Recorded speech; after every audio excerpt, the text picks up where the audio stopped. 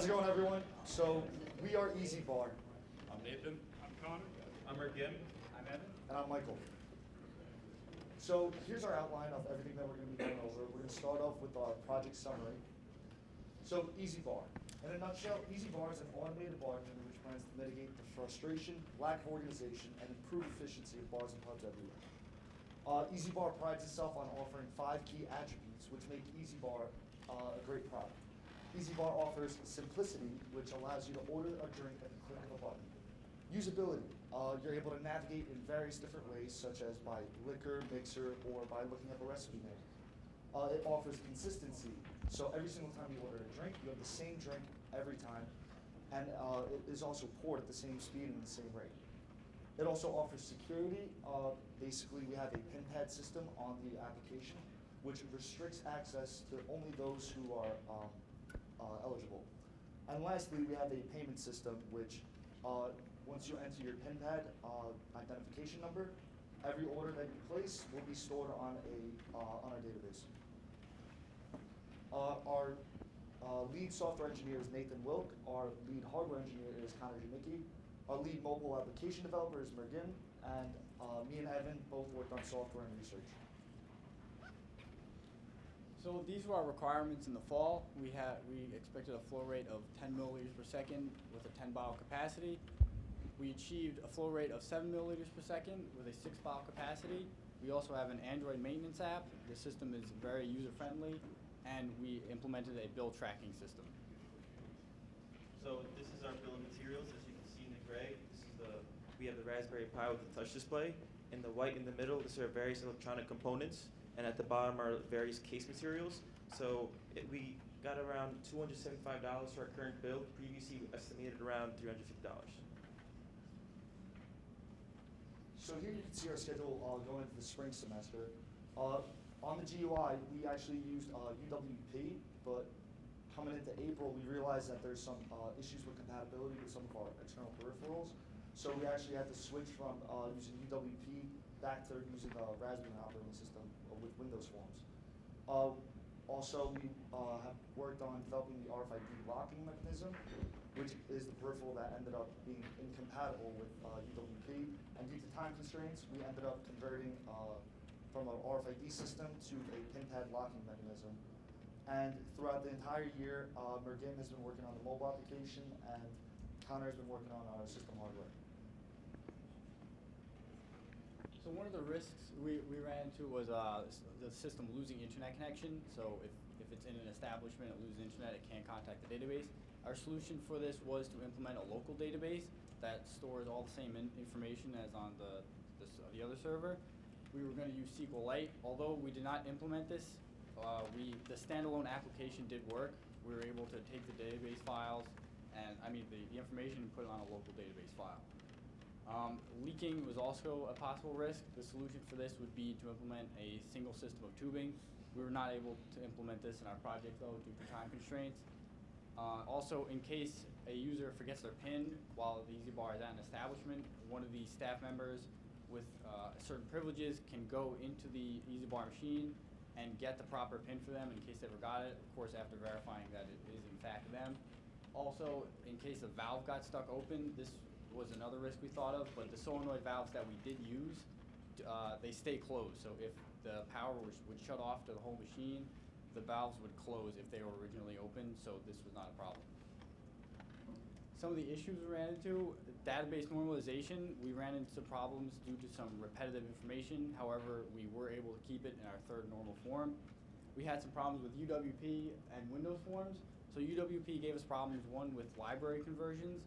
We couldn't use such things as threading or delicate functions. We had to switch it around. Like for example, instead of threading, we used tasks. Another thing UWP was not compatible with was human interface devices, like our RFID system and our magnetic stripe reader. The UWP did not accept those, so we had to switch back to Windows forms. Leaking was also something we did run into. As I said before, we did not implement the single system of tubing. However, that is something for future plans of EzBar. Also, an undesirable flow rate. We aimed for 10 milliliters per second. However, we still were able to get 7 milliliters per second, which was acceptable for our project. So in order to account for these risks, issues, and problems, we have to make various changes to our system. First off, in the fall, we used the Raspbian operating system, and then we thought we wanted to try something new and create a more aesthetically pleasing graphical user interface. So we switched to using Windows IoT with the Universal Windows platform. Once we ran into the issue of the incompatibility, we had to switch back to Raspbian back in April and redevelop our on-system application. Also, due to the lack of compatibility with the RFID system and our operating system, we switched to a pin pad system. Also, due to a lack of resources, we changed our original design, which held 10 bottles, to a 6-bottle capacity. Also, since we added this pin pad system, we had to add a table to our database called active users. This is basically where we store all the billing materials, their credit card information, expiration date, and their PIN number.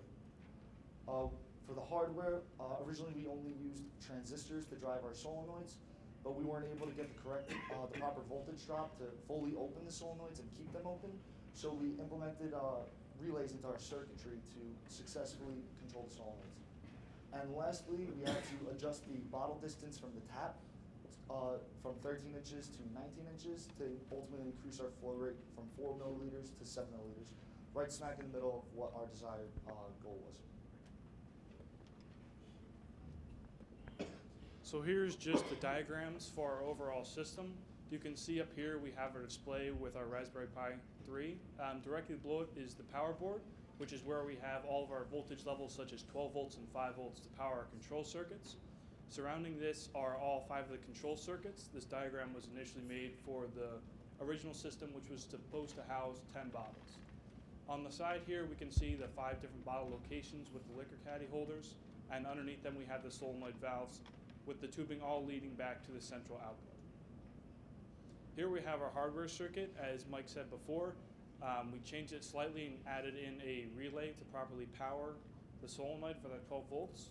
And again, as I said before, all the voltage levels that we need are coming in from our power board circuit with our voltage regulator. Here we can actually see some pictures of the hardware actually in our system. Here in the center you can see our relay chip, and these 2 wires actually lead out to the solenoid and provide the power that it needs to open and close. Here on the right you can see this is our power board with all the connections coming in from the control circuits that are required. So we were originally intended to do an automated cleaning system, but after doing some research into fountain machines, we found that a lot of them actually required a manual cleaning process, and so we chose to go around the same route.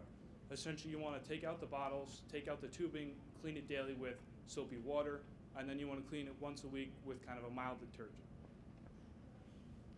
This is the schema we use for our database. Each of the ingredients tables has a foreign key to the recipe table, so you know which recipe the ingredient belongs to. The ingredients table is also a foreign key to the liquids table, so you know what ingredient needs to be used in that recipe. Along with these tables, we have the inventory table, which keeps an inventory of everything that's in our machine. And for the active users table, we have information, as Mike explained before, such things as their credit card information, their first name, their last name, and their current bill. So the picture on the left is the first thing users are going to see when they call it to the machine. On the right is the general flow of how the entire system works. When a PIN is entered, it checks to see if it's correct or not. If it is, it opens the user to a home screen where they can choose between 3 options: either display all possible mistakes that can be made, or if they know they want a certain liquor or mixture in their drink, they can search and try and find it that way. And then once they know a drink they want, they select to buy a drink, and it activates the GPIO pins in our machine to pour the drink, and it turns back to the lock screen once the drink's been poured. On the left is a picture of the all drinks page. As you can see, it has the drink name and the ingredients that go in it. And on the right is the flow of how this program works. And so when it first loaded up, it takes all the inventory of the machine and see if any of the recipes that we have in our database involve any of those ingredients. From those possible recipes, it checks to see, does the machine have all the required ingredients? If it does, it outputs in the list view the drink name and the ingredients. When they want to buy a drink, it takes the recipe name and searches all the ingredients and sees what locations they are in the machine over here and activates the proper GPIO pins, then updates the user table to update their bill, and updates the inventory table to reflect the new liquor loss from the machine. This is if they want to search by liquor or mixer. On the left, you can see that it's chose to do search by liquor. When they page first populates, it populates either if they choose liquor or mixer, and then When they choose which liquor mix they want to search by, it then sees if that specific ingredient is in any recipe that is possibly made, and then it checks again to see if all the recipes or all the ingredients from the recipe are in the machine. If it does, it populates the list view again with the drink and the ingredient, and has the same process of buying a drink where it activates the cheat potato pins and updates the proper tables. Another piece of software we have is the payment console. This is meant to be on a computer in the establishment. It's not meant to be on the actual machine itself. It's how the establishment would add a new user, or if they want to remove a user from the current system. If they want to add a new user, they just click the new user button, and Message will prompt them up with a PIN code that the user will then use to get to the system. And it'll ask you to swipe a credit card. Upon the swipe of the credit card, we parse all the information that's stored in the database and also initialize their bill to 0. If they want to check out, they hit the checkout button, and the left list view instantly populates with every current active user, their first name, last name, and total bill. And then if they want to find out more information on that user, they can just click the last name, and on these text boxes on the right will populate with things such as their credit card number or the expiration date. If they want to remove them from the system, all I have to do is click the last name, click checkout, and all the information is wiped from the system. So we've created a mobile application to help the owner as well as the bartender maintain the EzBar. So our application calls a PHP script stored on our server, which turns a JSON file that we parse on the Android app. So some of the features that include are the liquid level indicators, the view inventory feature, the update inventory feature, as well as the ability to view recipes and search our database. So the first feature is the liquid level indicator. This feature allows the user to see the different liquid levels in each location in each bottle. So we color coded it, so green means that it's more than half full, yellow means that it's quarter to a half full, red means that it's empty to